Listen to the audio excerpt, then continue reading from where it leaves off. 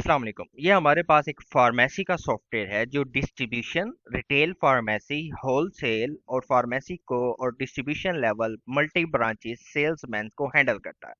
सबसे पहले इसमें मैं एज अ लॉगिन करता हूँ। इसके मुख्तलिफ यूजर्स हैं। सबसे पहले मैं इसमें लॉगिन करता हूँ। ये आपको ऑफलाइन ऑनलाइन दोनों मिल सकता है। ये मोबाइल पे रिस्पॉन्सिव है, मोबाइल पे यूज कर सकते हैं। सेल्समैन का अपना लॉगिन है। सबसे पहले हमारा डैशबोर्ड है। डैशबोर्ड अभी हमारा और भी चार्ट वाइज है। यहाँ पर हमारा profit loss, sales return, purchase return, expenses, categories, employees, customers, तमाम चीजें, हमारे ऑर्डर कितने पेंडिंग हैं, कंप्लीटेड हैं, कैंसल्ड हैं, ये सारे डैशबोर्ड पे दिख जाते हैं। सबसे पहले इन्वेंट्री पे आते हैं। हमारी आइटम्स यहाँ पे तकरीबन 3,000 के करीब आइटम्स डली हुई हैं। यहाँ पर आप उनका बार कोड भी प्रिंट कर सकते हैं।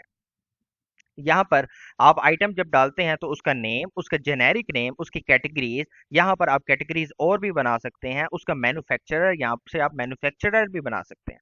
उसका बार कोड दे सकते हैं। पैक साइज क्या है, यूनिट पर पैक क्या है, purchasing price, selling price, reorder level, shelf location, वो किस शेल्फ में पड़ा हुआ है, वो इज कैजुअल ड्रग है, टैक्स एग्जेम्प्ट है, या उसका कोई निक नेम अगर आप देना चाहते हैं, जैसे कोई पैनाडोल की आ जाती है तो उसको हम सर दर्द की गोली का नाम देना चाहते हैं तो दे सकते हैं। यहाँ पर हमारे पास तकरीबन 3,000 के करीब मेडिसिन डली हुई हैं। अच्छा, जब भी आप आइटम्स डाल रहे होते हैं तो इसके अंदर आप निक नेम्स, टैक्स को भी हैंडल कर सकते हैं।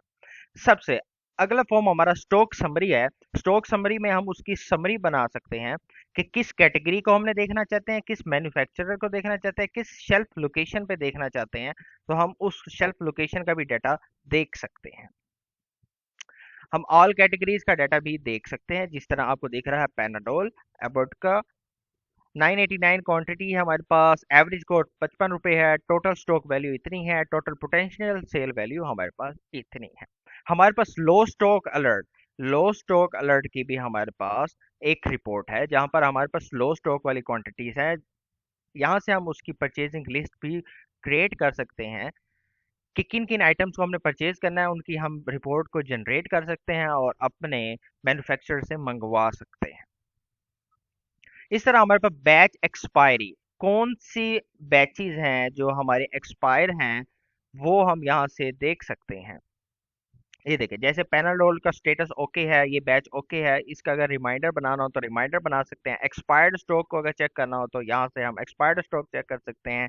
डेड स्टॉक चेक करना हो तो हम यहाँ से डेड स्टॉक चेक कर सकते हैं, जिसमें item, generic name, category, total stock और लास्ट न्यू सेल। जैसे एकिलोक 1 वायरल इंजेक्शन, ये 500 टोटल स्टॉक है जिसका नेवर सेल हुई है, ये डेड स्टॉक है। एक्सपायर्ड स्टॉक को भी हम यहाँ से चेक कर सकते हैं। इस तरह हमारे पास शेल्फ का व्यू, हम हर शेल्फ का व्यू भी चेक कर सकते हैं कि किस शेल्फ में कितना क्या क्या सामान पड़ा हुआ है, तो वो हम यहाँ से देख सकते हैं। अभी मैंने कोई शेल्फ, अभी अनअसाइंड शेल्फ है, तो अनअसाइंड शेल्फ में देखें कितना स्टॉक ऐसा है जो अनअसाइंड शेल्फ में पड़ा हुआ है। यहाँ से आप इसको देख सकते हैं, out of stock. Stock reconciliation भी आप कर सकते हैं। स्टॉक को काउंट करना है तो आप यहाँ से स्टॉक को काउंट कर सकते हैं, काउंटेड काउंट।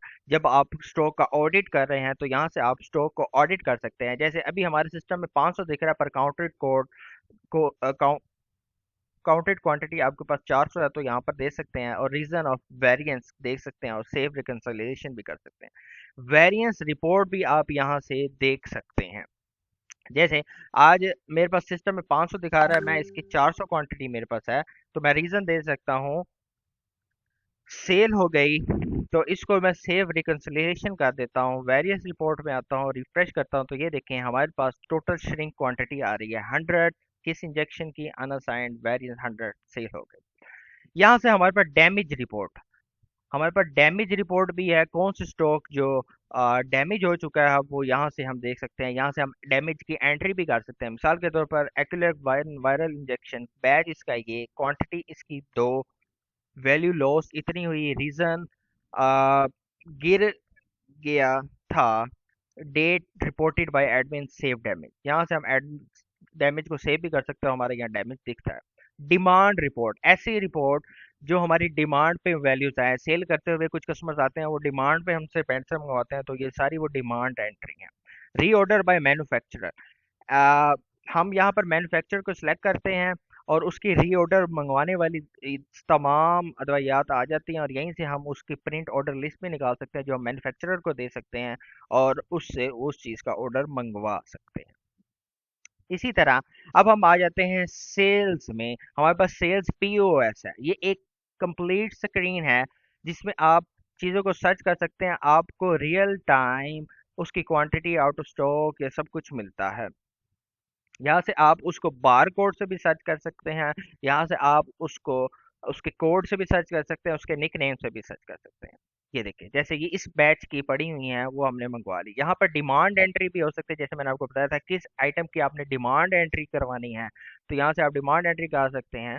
तो वो डिमांड एंट्री वाले फॉर्म में शो हो जाएगी। जैसे अब मैं इसकी डिमांड एंट्री 10 कर सकता हूँ, customer name Ahmad, phone number, save कर सकता हूँ। ये मैंने एक डिमांड एंट्री की है। अब ये पैनाडोल है, ये हमारी कैश पे है, हमारा ये वॉक इन कस्टमर होगा, सेलमैन कुछ नहीं होगा, फुल कैश पे होगी, और इसको कंप्लीट सेल करके यहाँ से हम अपना प्रिंट भी निकाल सकते हैं और न्यू सेल स्टार्ट हो जाएगी। अगर इसी तरह मैं आपको डिमांड एंट्री जो अभी हमने बनाई थी उसको रिफ्रेश करके देखता हूँ, तो ये देखिए ये हमारी एक डिमांड एंट्री है। व्यू डिटेल्स करके देखते हैं, यहाँ से हम उसको रिमाइंडर भी भेज सकते हैं कस्टमर को कि आपकी डिमांड एंट्री आ गई है। यहाँ से हम उसको कर सकते हैं कि ये क्लियर हो चुकी है। सेल्स लिस्ट में हमारे पास ऑर्डर लिस्ट है। यहाँ पर ऑर्डर लिस्ट को हम तमाम तरीकों से देख सकते हैं। यहाँ से व्यू बिल कर सकते हैं, यहाँ सर उसको कैंसिल ऑर्डर कर सकते हैं, उसका स्टेटस को सेट कर सकते हैं कि पेड हुआ या नहीं पेड हुआ। यहाँ से हम उस चीज़ को सारा कुछ हैंडल कर सकते हैं। हमारे पास सेल्स रिटर्न है। किसी भी इनवॉइस को अगर हमने रिटर्न करना है तो उस इनवॉइस को सर्च करके उसको यहाँ से रिटर्न कर सकते हैं। जैसे कि हमारे पास एक इनवॉइस है, इनवॉइस 003। इसको मैं लेता हूँ, सेल रिटर्न में लाता हूँ, यहाँ से सर्च करता हूँ, तो ये इनवॉइस है, इसको मैं सिलेक्ट करूंगा तो यहाँ से हम चीज़ों को रिटर्न भी कर सकते हैं, रीज़न दे सकते हैं, रिटर्न डेट दे सकते हैं, कोटेशन बना सकते हैं। कुछ क्लाइंट आते हैं वो सिर्फ कोटेशन मांगते हैं, तो हम उनको सिर्फ कोटेशन बनाकर भी दे सकते हैं। परचेजेज में आ जाते हैं। परचेज में हम सप्लायर देते हैं, इनवॉइस नंबर देते हैं, परचेज डेट देते हैं, पेमेंट टाइप देते हैं, कैश और क्रेडिट पे भी हम माल परचेज कर सकते हैं। यहाँ पर हम ऐड लाइन करते हैं, आइटम, बैच नंबर, उसकी एक्सपायरी, क्वांटिटी, परचेज प्राइस और लाइन टोटल क्या बनता है। यहाँ पर आपकी तमाम परचेज हिस्ट्री यहाँ पर आपको दिख जाती है, कैश पर, क्रेडिट पर। हमारे तमाम कस्टमर्स यहाँ पर आपको दिखते हैं। यहाँ पर हमारे कस्टमर का लेजर आपको दिख सकता है कि किस किस कस्टमर का लेजर है। आप किसी भी कस्टमर को सिलेक्ट करके उसका लेजर देख सकते हैं। जैसे इस कस्टमर का 5,000 की क्रेडिट की लिमिट है, क्रेडिट रिमेनिंग 5,000 रुपये, और आप हर कस्टमर का लेजर देख सकते हैं। सप्लायर्स बना सकते हैं, सप्लायर्स का लेजर देख सकते हैं। दूसरी मुख्तलिफ पार्टीज आपके, और भी मुख्तलिफ पार्टीज हो सकती हैं, आप उनका लेजर देख सकते हैं, बना सकते हैं, कॉन्टैक्ट्स बना सकते हैं। आप यहाँ पर अपने कॉन्टैक्ट, दूसरे कस्टमर के कॉन्टैक्ट्स को भी हैंडल कर सकते हैं। टीम्स, आपकी एम्प्लॉयज़, आप अपने एम्प्लॉयज़ भी बना सकते हैं, जैसे सेलमैन, उनका पे रोल हैंडल कर सकते हैं। आपके सेल्समैन अलग बनते हैं, आपके एम्प्लॉयज़ दूसरे होते हैं जो आपकी शॉप पे काम कर रहे हैं, सफाई वाला, दूसरे तमाम दूसरे लड़के। सेल्समैन आप बना सकते हैं, सेल्समैन की परफॉर्मेंस रिपोर्ट चेक कर सकते हैं कि उसने किस तरीके से, किस तरीके के दरमियान कितनी सेल्स की, उसको कमीशन भी दे सकते हैं। सेलमैन बनाते वक्त आप उसकी कमीशन को हैंडल भी कर सकते हैं, परसेंटेज में आप बता सकते हैं कि इसको कितनी परसेंटेज देनी चाहिए। अकाउंटिंग में आपके पास चार्ट ऑफ अकाउंट आ जाता है, आपके पास general vouchers, bank accounts, cash in hand, opening balances यहाँ पे हैंडल कर सकते हैं, trial balances, balance sheet, profit loss, yearly closing भी यहाँ पर आप हैंडल कर सकते हैं।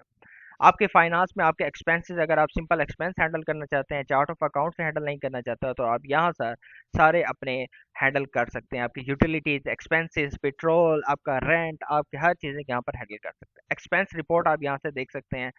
आप यहाँ से लोन मैनेजमेंट को भी हैंडल कर सकते हैं, और अपने पार्टनर्स को भी यहाँ पर आप हैंडल कर सकते हैं। आप अपने हर पार्टनर को एडिट करें और उसकी कैपिटल इन्वेस्टेड और उसका शेयर हैंडल करें, तो उसके दरमियान में आपका प्रॉफिट डिवाइड हो सकता है।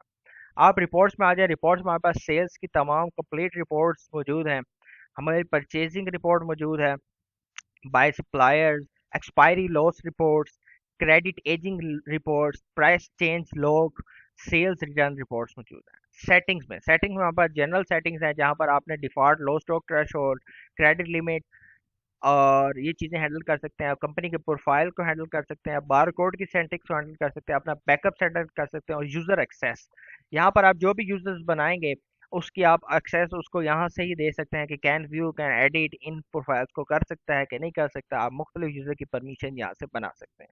अगर आपको और भी इसमें कोई चेंजेस चाहिए होगा तो इंशाल्लाह वो हम करके देंगे। इसमें 3000 मेडिसन एडिट हैं। शुक्रिया।